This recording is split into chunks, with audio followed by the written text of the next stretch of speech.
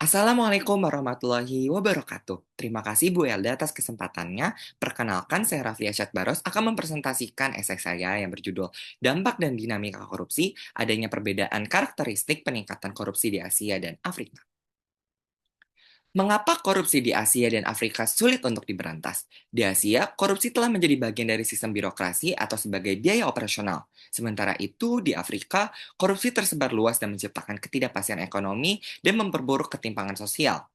Nah, dari hasil CPI tahun 2024 menunjukkan 7 dari 10 negara dengan peringkat yang paling tinggi berasal dari negara-negara di Afrika, sehingga dapat dijelaskan bahwa korupsi sulit diberantas karena seringkali sudah mengakar dalam sistem pemerintahan dan birokrasi.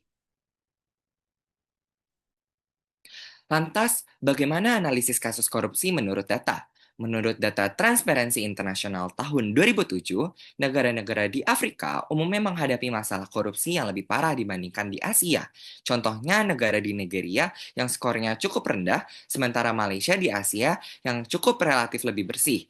Ini menunjukkan bahwa negara-negara berkembang masih punya PR besar dalam soal transparansi dan penegakan hukum yang sangat berpengaruh pada kondisi ekonomi dan kehidupan masyarakatnya. Masalahnya bukan korupsi ada atau enggak, tapi seberapa besar perannya dalam sistem. Inilah yang membedakan praktik korupsi di Asia dan Afrika. Korupsi di Afrika tergolong terfragmentasi dan tidak struktur. Bentuk umumnya seperti suap kecil, pemerasan pejabat rendah, dan lain sebagainya. Penyebabnya ini adalah lembaga yang lemah, regulasi yang lemah, minim pengawasan. Nah, dampaknya ini bisnis menjadi tidak stabil, aturan tidak jelas, ketimpangan sosial makin parah. Sedangkan korupsi di Asia, korupsi ini menyatu dalam birokrasi dan bisnis, dan dianggap sebagai normal dalam kegiatan pemerintahannya. Suap menyuap juga dianggap sebagai biaya operasional dan dampaknya akan merugikan ekonomi dan memperparah ketimpangan. Nah, di Asia ini, korupsi kadang dianggap sebagai pelumas yang bikin birokrasi jalan meskipun ada resikonya. Sementara di Afrika, korupsi seringkali menjadi rem yang bikin pembangunan mandek dan banyak proyek yang terbengkalai. Dampak yang dirasakan dari korupsi di Asia dan Afrika adalah negara-negara di Afrika mereka sangat bergantung pada bantuan dari luar negeri karena tingkat korupsi yang semakin tinggi membuat mereka susah untuk menarik investasi asing. Akibatnya masyarakat di negara dengan korupsi yang tinggi akan semakin menderita karena harus menyuap untuk mendapatkan akses ke layanan dasar seperti pendidikan dan kesehatan. Data ini juga menegaskan bahwa negara berkembang masih menghadapi tantangan besar terkait transparansi pemerintah, supremasi hukum, dan pemberantasan korupsi yang secara langsung berdampak pada stabilitas ekonomi dan kesejahteraan sosial. Berikutnya, perbandingan kualitas pengelolaan anggaran dan administrasi publik di Asia dan Afrika. Berdasarkan data World Bank tahun 2010, terlihat bahwa kualitas pengelolaan anggaran administrasi publik di Asia umumnya sedikit lebih baik dibandingkan Afrika. Meskipun tidak ada negara yang sempurna, negara-negara seperti Vietnam menunjukkan transparansi fiskal dan efisiensi birokrasi yang lebih tinggi daripada beberapa negara Afrika seperti Nigeria dan Bangladesh. Hal ini menunjukkan adanya korelasi positif, yaitu semakin baik manajemen keuangan suatu negara, semakin pula administrasi publiknya.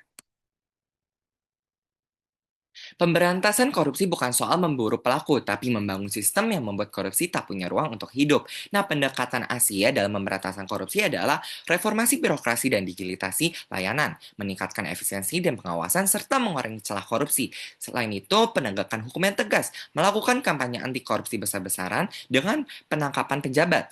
Berikutnya juga ada pendidikan integritas, yaitu menanamkan nilai-nilai anti korupsi sejak dini. Terus juga ada kontrol publik dan pelindungan whistleblower, memanfaatkan media dan teknologi untuk transparansi dan melindungi pelapor.